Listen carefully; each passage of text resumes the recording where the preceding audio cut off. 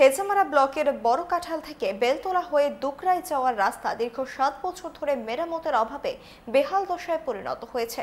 স্থানীয় জনগণ বিভিন্ন সময় জনপ্রতিনিধি সংশ্লিষ্ট দপ্তরকে জানিয়েছেন, কিন্তু কাজের কাজ কিছুই হয়নি।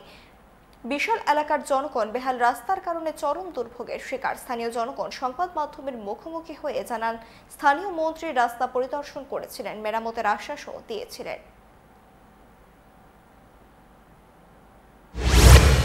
৬-৭ বছর ধরে হয়েছে এটা। ৬-৭ বছর। এই এলাকায় বিধায়ক, এই এলাকায় এম কি আশ্বাস দিয়েছে আপনারাকে? আমরা দিছিল ইলেকশনে না গেলে আমরা আশ্বাস দেই, আমরা যদি ইলেকশনে যদি জয় হয়ে যায় এটার পরে আমরা এই সাইডে এই রাস্তাটা ঠিক করে দিমু।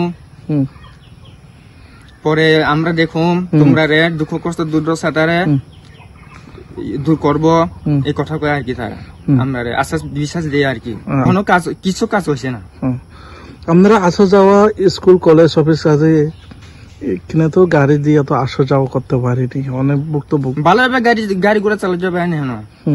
পোলা পানি তো স্কুলে পাঠাতে হয়। আমরা আইটি জাতি কষ্ট অনেক সুবিধা অসুবিধা আছে তো। আমরা এই রাস্তায় দিয়ে রাস্তায় গিয়ে দেখো না কি রকমের রয়েছে, এটা বাঙ্গাচোরার মতো হয়ে গেছে এই রাস্তা।